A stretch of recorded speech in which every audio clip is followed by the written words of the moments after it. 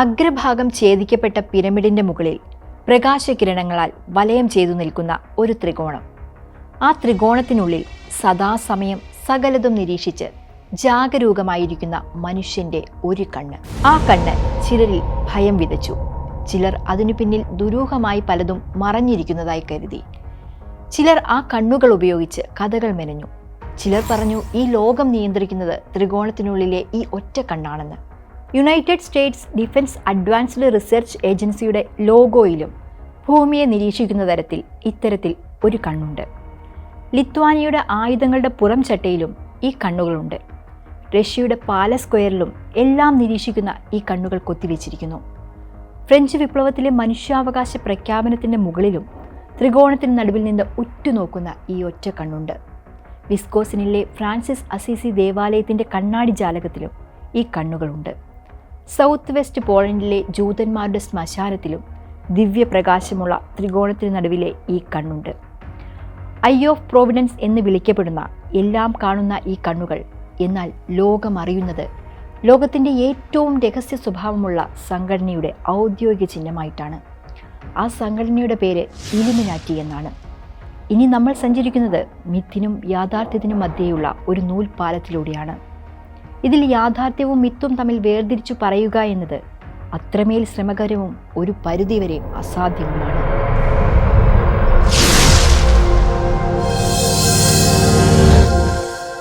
ജർമ്മനിയുടെ തെക്കുകിഴക്കൻ ഭാഗത്തായി സ്ഥിതി ചെയ്യുന്ന സംസ്ഥാനമാണ് ബവേറിയ. ജർമ്മനിയുടെ ആകെ വലിപ്പത്തിൻ്റെ 1/5 വരും ബവേറിയ. ഇവിടം കേന്ദ്രീകരിച്ചാണ് പ്രൊഫസർ ആദം വെയ്ഷെപ്റ്റ് പ്രവർത്തിക്കുന്നത്. തത്വചിന്തകനും സിവിൽ കാനോൺ നിയമത്തിലെ വിദഗ്ധനുമായിരുന്നു പ്രൊഫസർ വെയ്ഷെപ്റ്റ്. പോപ്പ് ക്ലെമന്റ് 14 പിരിച്ചുവിട്ട ജെസ്യൂട്ടുകൾ നടത്തുന്ന ഒരു സ്ഥാപനത്തിലെ വൈദികേതര പ്രൊഫസറായിരുന്നു അയാൾ. 17-ാം നൂറ്റാണ്ടിലും 18-ാം നൂറ്റാണ്ടിലും യൂറോപ്പിൽ ആകെ പടർന്ന നവോത്ഥാന ചിന്തകളെ പിന്തുടരുകയും ആ ചിന്തകൾ സ്വാധീനിക്കുകയും ചെയ്ത വ്യക്തിയായിരുന്നു പ്രൊഫസർ. 1776 മെയ് 1 ബവേറിയയിൽ വെച്ച് ആദം വെയ്ഷെപ്റ്റും അയാളുടെ 4 ശിഷ്യന്മാരും ചേർന്ന് ഒരു സംഘടന രൂപീകരിച്ചു. ജർമ്മനിയിൽ ബൈബിളിനെതിരെ വിമർശനങ്ങൾ ഉയരുകയും യുക്തിവാദവും തത്വചിന്തയും ശക്തി പ്രാപിക്കുകയും ചെയ്യുന്ന കാലമായിരുന്നു അത്. ആ ചിന്തകളുടെ ഒരു പ്രതിഫലനം തന്നെയായിരുന്നു വെയ്ഷെപ്റ്റിൻ്റെ പുതിയ സംഘടനയും. വെയ്ഷെപ്റ്റിനെ കൂടാതെ അജാസ്, അഗത്തോൺ, ടിബേറിയസ്, ഇറാസ്മസ് എന്നിങ്ങനെ 5 പേർ ചേർന്നാണ് സംഘടന തുടങ്ങിയത്. ഈ പേരുകളൊന്നും യാഥാർത്ഥ്യമല്ല. സംഘടനയുടെ ഭാഗമായി അംഗങ്ങൾക്കിട്ട അപരനാമങ്ങളായിരുന്നു അത്.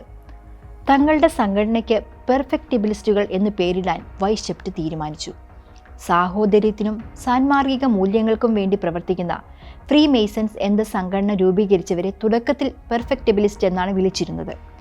പൊതുജീവിതത്തിൽ മതപരമായ സ്വാധീനം കുറയ്ക്കുക, അന്ധവിശ്വാസങ്ങളെ ഇല്ലാതാക്കുക, വിജ്ഞാനവും അറിവും വളർത്തുക, ഭരണകൂടത്തിൻ്റെ അധികാര ദുർവിനിയോഗത്തിനെതിരെ പോരാടുക എന്നിവയായിരുന്നു സംഘടനയുടെ ലക്ഷ്യം. സമത്വവും സ്വാതന്ത്ര്യവും എല്ലാ അവകാശങ്ങൾക്കും എല്ലാ സ്വത്തിനും പകരമാകുമെന്നായിരുന്നു വെയ്ഷെപ്റ്റിൻ്റെ തിയറി. നമ്മൾ സ്വയം ചെയ്യാൻ ആഗ്രഹിക്കാത്തത് മറ്റുള്ളവരോട് ചെയ്യരുതെന്ന നിർദ്ദേശവും അയാൾ അനുയായികൾക്ക് നൽകി.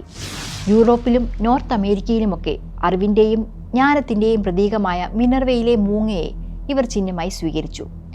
പെർഫെക്റ്റിബിലിസ്റ്റ് എന്ന പേര് നൽകാൻ തീരുമാനിച്ചുവെങ്കിലും ഇലുമിനാറ്റി എന്ന പേരായിരുന്നു സംഘടനയ്ക്ക് നൽകിയത്. ഇലുമിനാറ്റി എന്നാൽ ഒരു ലാറ്റിൻ വാക്കാണ്. വെളിച്ചം വീശുക, ബോധവൽക്കരിക്കുക എന്നൊക്കെയാണ് ഈ വാക്കിൻ്റെ അർത്ഥങ്ങൾ. കൃത്യമായ ഹൈറാർക്കിയിലൂടെയായിരുന്നു ഇലുമിനാറ്റി സംഘടന പ്രവർത്തിച്ചിരുന്നത്. സംഘടനയിലെ അംഗങ്ങളെ 3 പ്രധാന ഗ്രൂപ്പുകളായി തിരിച്ചു. ആദ്യത്തേത് നവാഗതർ അഥവാ നോവിയസ് ആണ്. രണ്ടാമത്തേത് മിനർവെൽസ് ആണ്. മൂന്നാമത്തെ ഗ്രൂപ്പാണ് ലിസർ ഇലുമിനാറ്റികൾ. വെയ്ഷെപ്റ്റ് സ്പാർട്ടക്കസ് എന്ന പദവി സ്വീകരിച്ചു. തുടർന്ന് 1776 സംഘടന പ്രവർത്തനം ആരംഭിച്ചു. 1778 ആയപ്പോൾ വെയ്ഷെപ്റ്റ് ഓർഡർ ഓഫ് ഇലുമിനാറ്റി രൂപീകരിച്ചു. ഈ കാലയളവിൽ പോലും ഇലുമിനാറ്റി സംഘടനയിൽ 50 അംഗങ്ങൾ തികച്ചുണ്ടായിരുന്നില്ല. ഒരു രഹസ്യ സംഘടന എന്ന് പറയാൻ കഴിയുന്ന തരത്തിൽ തുടക്കം മുതൽ ഇവരുടെ പ്രവർത്തനങ്ങൾക്ക് കടുത്ത രഹസ്യ സ്വഭാവമുണ്ടായിരുന്നു. ചാരന്മാരുടെയും ഉപചാരന്മാരുടെയും പ്രവർത്തനത്തിലൂടെയായിരുന്നു ഇലുമിനാറ്റി സംഘടന മുന്നോട്ടു പോയത്. അവർ ആരും പരസ്പരം പേരുകൾ വിളിച്ച് അഭിസംബോധന ചെയ്തിരുന്നില്ല. യഥാർത്ഥ പേരിന് പകരം അവർ അപരനാമങ്ങൾ ഉപയോഗിച്ചു. ഇലുമിനാറ്റിയിലെ അംഗങ്ങൾക്ക് രഹസ്യ ചിഹ്നവും പരസ്പരം തിരിച്ചറിയാൻ രഹസ്യ കോഡും നൽകി. സംഘടനയിലെ അംഗങ്ങൾക്കിടയിൽ പോലും പരസ്പരം ചാരവൃത്തി നടന്നു. ഈ സംവിധാനത്തിലൂടെ വെയ്ഷെപ്റ്റിന് ഇലുമിനാറ്റിയിലെ അംഗങ്ങളുടെ പ്രവർത്തനത്തെക്കുറിച്ചും വിവരങ്ങൾ ലഭിച്ചു. സ്ത്രീകൾ, സന്യാസികൾ, മറ്റു രഹസ്യ ഗ്രൂപ്പിലെ അംഗങ്ങൾ, യഹൂദർ, ബഹുദൈവ വിശ്വാസികൾ എന്നിവർക്ക് ഇലുമിനാറ്റി സംഘടനയിൽ അംഗത്വം നൽകിയില്ല. എന്നാൽ ക്രിസ്ത്യാനികളെ അംഗങ്ങളാക്കാൻ അവർ കൂടുതൽ താൽപ്പര്യപ്പെട്ടു. പ്രത്യേകിച്ച് 18-നും 30-നും മധ്യേയുള്ള സമ്പന്ന കുടുംബത്തിൽപ്പെട്ട, പഠിക്കാൻ താൽപ്പര്യമുള്ള, അനുസരണ സ്വഭാവമുള്ള ക്രിസ്ത്യാനികൾക്ക് പെട്ടെന്ന് അംഗത്വം ലഭിച്ചു. 30 വയസ്സിൽ കൂടുതലുള്ളവർക്ക് അംഗത്വം ലഭിച്ചില്ല. ഇലുമിനാറ്റികൾക്ക് വിപ്ലവകാരികളോടായിരുന്നു അടുപ്പം. അവർ രാജവാഴ്ചയുള്ളിടങ്ങളിൽ നുഴഞ്ഞു കയറി കലഹങ്ങൾ ഉണ്ടാക്കാൻ ശ്രമിച്ചു. ഇലുമിനാറ്റികൾ തങ്ങളുടെ യോഗങ്ങൾ സംഘടിപ്പിച്ചത് ഫ്രീ മേസൺസ് എന്ന സംഘടനയുടെ സമ്മേളന സ്ഥലങ്ങളിലായിരുന്നു. കാലങ്ങളായി പള്ളികൾ പണിതിരുന്ന കൽപ്പണിക്കാരുടെയും ശില്പികളുടെയും കൂട്ടായ്മയാണ് ഫ്രീ മേസൺസ്. വൈഷെപ്റ്റ് ഇലുമിനാറ്റി രൂപീകരിക്കുന്ന കാലത്ത് നല്ല ലക്ഷ്യത്തോടെ തുടങ്ങിയ പുരാതന ആഗോള സംഘടന എന്ന നിലയിൽ വലിയ സ്വീകാര്യത ഫ്രീ മേസന്മാർക്ക് സമൂഹത്തിൽ ലഭിച്ചിരുന്നു. തുടക്കത്തിൽ ഇലുമിനാറ്റി സംഘടന വളർത്തുവാനായി ഫ്രീ മേസൺ സംഘടനയുടെ സംവിധാനങ്ങൾ ഉപയോഗപ്പെടുത്തി. ഫ്രീ മേസണിൽ നിന്നും ആളുകൾ ഇലുമിനാറ്റിയിൽ ചേരുകയും ഇത്തരത്തിൽ ചേർന്ന ആളുകൾ പുതിയ ആളുകളെ ഇലുമിനാറ്റിയിലേക്ക് റിക്രൂട്ട് ചെയ്യുകയും ചെയ്തു. ഫ്രീ മേസണുകളുടെ കൂട്ടായ്മകൾ നടക്കുന്നയിടം ലോഡ്ജുകൾ എന്നാണ് അറിയപ്പെട്ടിരുന്നത്. ഈ ലോഡ്ജുകളിൽ വെച്ചു തന്നെ ഇലുമിനാറ്റി സംഘടന പ്രവർത്തനങ്ങൾ നടത്തുവാൻ തുടങ്ങി. വെയ്ഷെപ്റ്റിൻ്റെ വബേറിയൻ ഇലുമിനാറ്റി ക്രമേണ വളർന്നു തുടങ്ങി. ഇറ്റലി മുതൽ ഡെൻമാർക്ക് വരെയും വാർസൗ മുതൽ പാരീസ് വരെയും ഇലുമിനാറ്റി വ്യാപിച്ചു. എന്നാൽ ഒരിക്കൽ പോലും ഇലുമിനാറ്റിയുടെ അംഗസംഖ്യ 2000-ൽ കൂടിയിരുന്നില്ല. സംഘടനയിലെ അംഗങ്ങൾ കുറവാണെങ്കിലും പല പ്രമുഖരെയും ഇലുമിനാറ്റിയുടെ ചിന്തകളും തത്വങ്ങളും ആകർഷിച്ചു. അത്തരത്തിൽ ആകർഷിക്കപ്പെട്ടവരിൽ സാഹിത്യകാരന്മാരും രാഷ്ട്രീയ പ്രവർത്തകരും ഉണ്ടായിരുന്നു. ഇലുമിനാറ്റിയുമായി ഉണ്ടായ ബന്ധത്തോടെ ഫ്രീ മേസന്മാർക്ക് സമൂഹത്തിൽ ലഭിച്ചിരുന്ന സ്വീകാര്യത നഷ്ടമാവുകയും ദുഷ്ടലക്ഷ്യത്തോടെ പ്രവർത്തിക്കുന്ന സംഘടന എന്ന ചീത്തപ്പേരുണ്ടാവുകയും ചെയ്തു. ഇതിനിടയിൽ എപ്പോഴൊക്കെയോ റിക്രൂട്ട്മെൻറ്റിൽ പാകപ്പിഴകളുണ്ടായി. ഇത് അനുയോജ്യരല്ലാത്ത ആളുകൾ ഇലുമിനാറ്റി സംഘടനയുടെ ഭാഗമാകുന്നതിന് വഴിവെച്ചു. വൈഷെപ്റ്റ് എല്ലായ്പ്പോഴും യൂണിവേഴ്സിറ്റിയിൽ പഠിക്കുന്ന കൊച്ചു കുട്ടികളെയായിരുന്നു റിക്രൂട്ട് ചെയ്തിരുന്നത്. ഇതോടെ ഇലുമിനാറ്റിയിൽ മുതിർന്ന അംഗങ്ങൾ ഇല്ലാതാവുകയും ഉയർന്ന പോസ്റ്റിലേക്ക് അനുഭവ പരിചയം കുറഞ്ഞ ആളുകളെ നിയോഗിക്കേണ്ടി വരികയും ചെയ്തു. 1780-ൽ ഫ്രീ മേസണറിയിലെ പ്രമുഖ അംഗം അഡോൾഫ് നിക്കെ ബവേറിയൻ ഇലുമിനാറ്റിയിൽ അംഗമായി എത്തി. വൈകാതെ തന്നെ നിഗ്ഗയും വൈഷെപ്റ്റും തമ്മിൽ വലിയ അഭിപ്രായ വ്യത്യാസങ്ങൾ ഉടലെടുത്തു. വൈഷെപ്റ്റിന്റെ ആധിപത്യം സഹിക്കാൻ കഴിയുന്നില്ലെന്ന് വ്യക്തമാക്കി നിഗ്ഗെ ഇലുമിനാറ്റിയിൽ നിന്ന് പിന്മാറി. വൈകാതെ ഇലുമിനാറ്റി സംഘടനയിൽ ആഭ്യന്തര കലഹങ്ങൾ രൂക്ഷമാകാൻ തുടങ്ങി. 1784-ൽ ബവേറിയയുടെ ഇലക്ടറലായിരുന്ന കാൾ തിയോഡറിന്റെ ഗവൺമെന്റ് രഹസ്യ സ്വഭാവത്തിൽ പ്രവർത്തിക്കുന്ന എല്ലാ സംഘടനകളും നിരോധിച്ചു. ആ കൂട്ടത്തിൽ ഇലുമിനാറ്റിയും നിരോധിക്കപ്പെട്ടു. സംഘടനയിലെ കുറേ അംഗങ്ങൾ ജയിലിൽ അടയ്ക്കപ്പെട്ടു. കുറച്ചുപേരെ നാടുകടത്തി. വൈകാതെ വൈഷെപ്റ്റ് ബവേറിയയിൽ നിന്ന് പലായനം ചെയ്തു. വൈഷെപ്റ്റിന്റെ ഓർഡർ ഓഫ് ഇലുമിനാറ്റി നിരോധിക്കുകയും അതിലെ അംഗങ്ങൾ ചിതറിപ്പോവുകയും ചെയ്തു. വൈഷെപ്റ്റ് സംഘടന തുടങ്ങാനുണ്ടായ ഉദ്ദേശവും അയാളുടെ സ്വഭാവവും പല വിധത്തിൽ വിലയിരുത്തപ്പെട്ടു. ഇലുമിനാറ്റിയിൽ അംഗങ്ങളായ വിദ്യാർത്ഥികൾ പിന്നീട് അധികാര സ്ഥാനങ്ങളിൽ എത്തിയാൽ അവർക്ക് സമൂഹത്തിൽ മാറ്റം വരുത്തുവാനും സ്വാധീനം ചെലുത്താനുമാകുമെന്ന് വൈഷെപ്റ്റ് ചിന്തിച്ചിരുന്നു. എന്നാൽ വൈഷെപ്റ്റിന്റെ ബവേറിയൻ ഇലുമിനാറ്റിക്ക് സമൂഹത്തിൽ കാര്യമാത്ര പ്രസക്തമായി എന്തെങ്കിലും ചെയ്യാൻ കഴിഞ്ഞിരുന്നോ?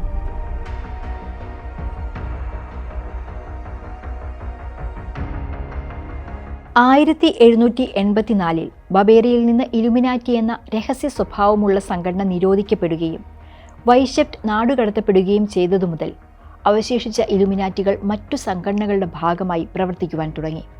വൈഷെപ്റ്റ് നാടുകടത്തപ്പെട്ടുവെങ്കിലും തടവിലാക്കപ്പെടാതിരുന്നതിനാൽ അയാൾ തൻ്റെ എഴുത്തു തുടർന്നുവെന്ന് പലരും കരുതി. പിരിച്ചുവിടപ്പെട്ടതിന് പിന്നാലെ എല്ലാം അവസാനിച്ചു എന്നു കരുതിയവർക്ക് തെറ്റി.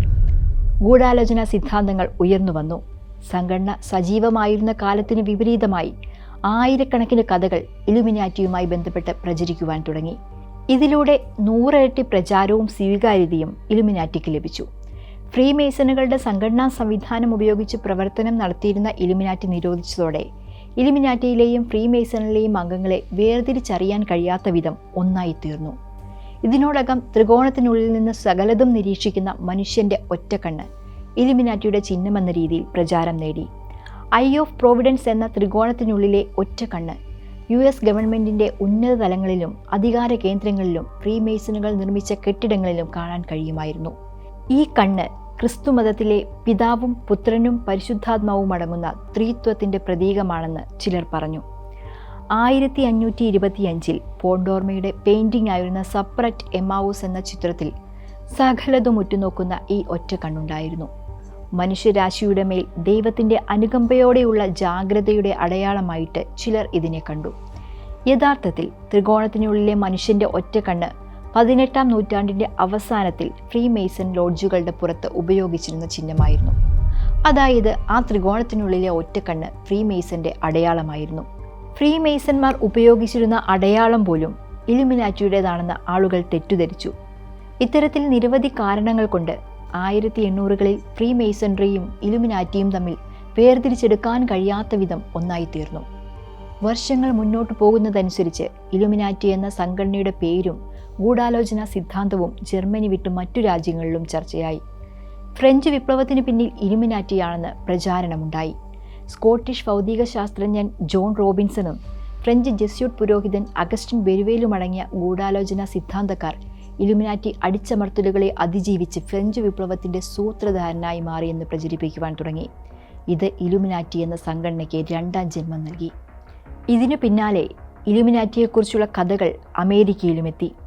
സംഘടന നിരോധിക്കപ്പെട്ടു എങ്കിലും ഇപ്പോഴുമുണ്ടെന്നും എല്ലാ ഗവൺമെൻറ്റുകളെയും എല്ലാ മതങ്ങളെയും അട്ടിമറിക്കാനാണ് ഇലുമിനാറ്റിയുടെ പദ്ധതിയെന്നും കഥകൾ വന്നു. കഥകൾ കാട്ടുതീ പോലെ പടർന്നു. ഫ്രഞ്ച് വിപ്ലവത്തിന് പിന്നിൽ ഇലുമിനാറ്റി എന്ന ആരോപണം ഉയർന്നതോടെ അമേരിക്കൻ ജനത ഇലുമിനാറ്റിയെ ഭയന്നു തുടങ്ങി. ലോകം നിയന്ത്രിക്കാൻ കഴിയുന്ന ഒരു അദൃശ്യ ശക്തിയാണ് ഇലുമിനാറ്റി എന്ന ചിന്ത ഈ പ്രചരണത്തിലൂടെ ജനങ്ങൾക്കിടയിലുണ്ടാക്കി. അമേരിക്കൻ ജനതയ്ക്ക് മറുപടിയുമായി പ്രസിഡന്റ് ജോർജ് വാഷിംഗ്ടൺ എത്തി. ഇലുമിനാറ്റിയുടെ നീചവും അപകടകരവുമായ പദ്ധതികളെക്കുറിച്ചും സിദ്ധാന്തങ്ങളെക്കുറിച്ചും കേട്ടിട്ടുണ്ട് എന്നും എന്നാൽ അമേരിക്ക സൊസൈറ്റി ഓഫ് ഇലുമിനാറ്റിയുടെ തത്വങ്ങളിൽപ്പെട്ട് മലിനമായിട്ടില്ല എന്നും താൻ വിശ്വസിക്കുന്നു എന്നുമായിരുന്നു ജോർജ് വാഷിംഗ്ടൺ അമേരിക്കൻ ജനതയോട് പരസ്യമായി പറഞ്ഞത്. എന്നാൽ വാഷിംഗ്ടണിൻ്റെ വിശദീകരണങ്ങൾ ഫലത്തേക്കാളേറെ ദോഷം ചെയ്തു. ഈ മറുപടിക്ക് പിന്നാലെ സംഘടനയുമായി ബന്ധപ്പെട്ട് ഗൂഢാലോചന സിദ്ധാന്തങ്ങൾ പിടിച്ചുകെട്ടാനാവാത്ത വിധം പ്രചരിക്കുവാൻ തുടങ്ങി. അമേരിക്കയിലുടനീളം ഗൂഢാലോചന സിദ്ധാന്തങ്ങൾ തഴച്ചു വളരുന്ന കാലമായിരുന്നു അത്. ആ സിദ്ധാന്തങ്ങളിൽ ഏറ്റവും കൂടുതൽ സ്വീകാര്യത ലഭിച്ചത് ഇലുമിനാറ്റിക്കായിരുന്നു. ഇതിലൂടെ ലോകം മുഴുവൻ ഇലുമിനാറ്റി ചർച്ചയായി. എന്നാൽ പ്രചാരം ലഭിച്ച ഇലുമിനാറ്റി കഥകൾക്ക് ബവേറിയയിൽ വൈശിഷ്ട്യം സ്ഥാപിച്ച ഇലുമിനാറ്റിയുമായി യാതൊരു ബന്ധവും ഉണ്ടായിരുന്നില്ല. ഫെഡറൽ ഗവൺമെൻറ്റിനെ ഏറ്റെടുക്കുന്നതിനും ക്രിസ്ത്യാനിറ്റിയെ നിയമവിരുദ്ധമാക്കുന്നതിനും യുവാക്കൾക്കിടയിൽ ലൈംഗിക വേർതിരിവും സാത്താൻ ആരാധനയും പ്രോത്സാഹിപ്പിക്കുന്നതിനും ഇലുമിനാറ്റി ഏജന്റുമാർ സമൂഹത്തിൽ പ്രവർത്തിക്കുന്നുണ്ട് എന്നതായിരുന്നു പ്രചാരണം. ഈ പ്രചാരണം അമേരിക്കയുടെ പ്രസിഡന്റ് തിരഞ്ഞെടുപ്പിനെ വരെ നിയന്ത്രിക്കുന്ന ഘട്ടമെത്തി.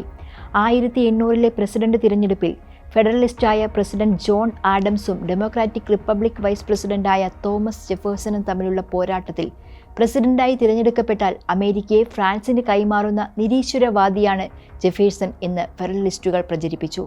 എന്നാൽ ആ മത്സരത്തിൽ ജെഫേഴ്സൺ വിജയിച്ചു. ജോർജ് വാഷിംഗ്ടൺ അടക്കമുള്ള നിരവധി പ്രമുഖർ ഫ്രീമേസണറിയിലെ അംഗങ്ങളാണെന്ന ആരോപണവും ഉയർന്നു. 18-ാം നൂറ്റാണ്ടിൻ്റെ അവസാനത്തിൽ ഫ്രീമേസണുകൾ അവരുടെ ലോഡ്ജുകളിൽ സാത്താനെ പ്രപഞ്ചത്തിൻ്റെ പരമോന്നതനും മഹത്തായ വാസ്തുശില്പിയുമായി ആരാധിക്കുന്നു എന്ന ആരോപണമുയർന്നു. തുടക്കം മുതൽ ഒരു രഹസ്യ സംഘടന എന്ന ഇമേജ് ഇലുമിനാറ്റിക്കുണ്ടായിരുന്നതുകൊണ്ടും ക്രിസ്തുമതത്തിനെതിരായി പ്രവർത്തിക്കുന്നതുകൊണ്ടും ലൂസിഫറും 666 എന്ന നമ്പറും ഇലുമിനാറ്റിയുടേതാണെന്ന പ്രചാരണത്തിന് വലിയ സ്വീകാര്യത ലഭിച്ചു. 2000 അംഗങ്ങൾ പോലും തികച്ചില്ലാതിരുന്ന സംഘടന നിരോധിക്കപ്പെട്ടിട്ട് 200 വർഷങ്ങൾക്ക് ശേഷവും മിത്തുകളിലൂടെയും കെട്ടുകഥകളിലൂടെയും തലമുറകൾ സഞ്ചരിച്ചു. സംഘടനയിൽ അംഗത്വമുള്ള യുവാക്കൾ അധികാര സ്ഥാനങ്ങളിൽ എത്തുമ്പോൾ സംഘടനയുടെ ലക്ഷ്യങ്ങൾ പ്രാവർത്തികമാക്കുമെന്ന വൈശിഷ്ട്യത്തിൻ്റെ ചിന്ത കാലങ്ങളും ദേശങ്ങളും കടന്ന് 1950-കൾ എത്തിയതോടെ ലോകം നിയന്ത്രിക്കുന്ന അദൃശ്യ ശക്തി എന്ന നിലയിലേക്ക് മാറ്റപ്പെട്ടു. പ്രത്യേകിച്ച് 1963-ൽ അമേരിക്കൻ പ്രസിഡന്റ് ജോൺ എഫ് കെന്നഡിയുടെ കൊലപാതകത്തോടെ ലോക നേതാക്കളെയും സാംസ്കാരിക രംഗത്തെ പ്രമുഖരെയും ചില പ്രത്യേക ലക്ഷ്യത്തോടെ ഇലുമിനാറ്റി കൊലപ്പെടുത്തുന്നു എന്ന ആരോപണമുയർന്നു. 1970-കളോടെ ഇലുമിനാറ്റിയുമായി ബന്ധപ്പെട്ട ഗൂഢാലോചന സിദ്ധാന്തങ്ങളെക്കുറിച്ച് പുസ്തകങ്ങൾ എഴുതപ്പെട്ടു, സിനിമകൾ നിർമ്മിക്കപ്പെട്ടു. 1975-ൽ ഇലുമിനാറ്റി റോൾ പ്ലേയിങ് കാർഡ് പ്രത്യക്ഷപ്പെട്ടു. അമേരിക്കൻ റാപ്പറും വ്യവസായിയുമായ ജയ് ഇസഡ് ബിയോൺസ് അടക്കമുള്ള സെലിബ്രിറ്റികൾ ഇലുമിനാറ്റിയുടെ ഒറ്റക്കണ്ണുള്ള ത്രികോണ ചിഹ്നം പരസ്യമായി പ്രചരിപ്പിച്ചത് ആഗോളതലത്തിൽ ഇലുമിനാറ്റിയെ സജീവമായി നിലനിർത്തി.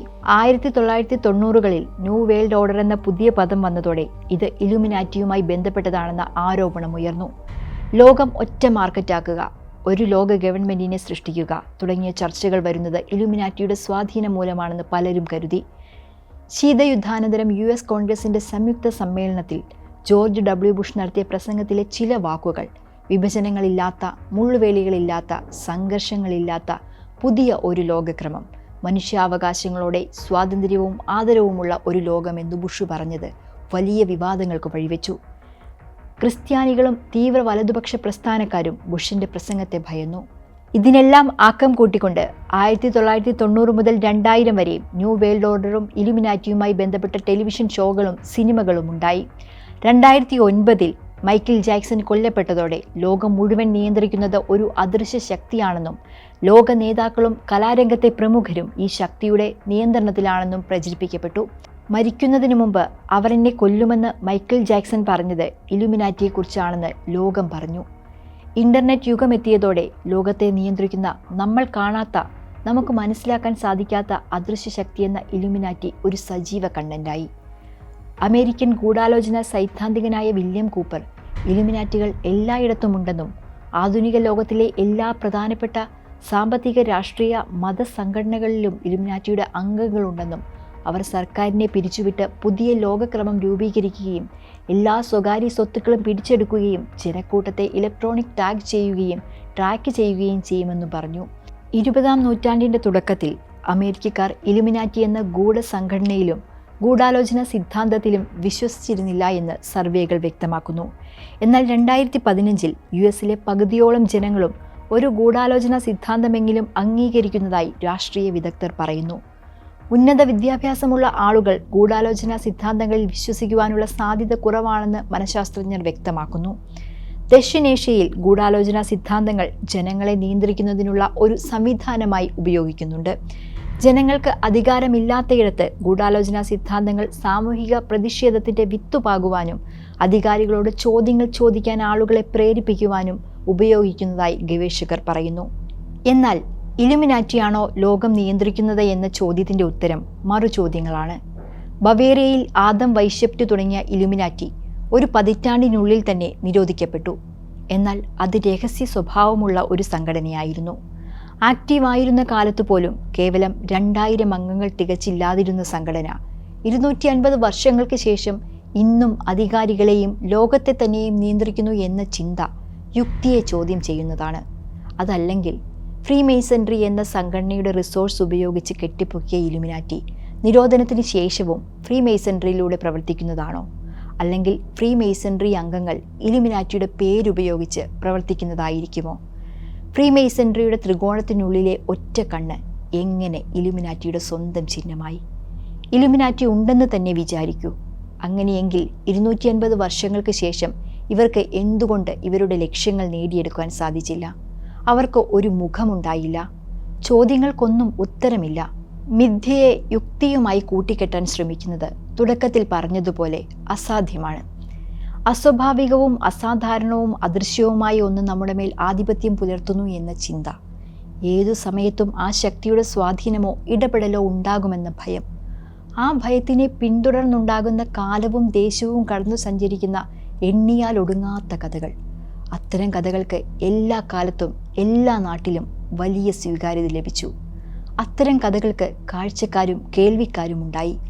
ആ കഥകളുടെ ഉറവിടം കണ്ടെത്തുക അസാധ്യമാണ്.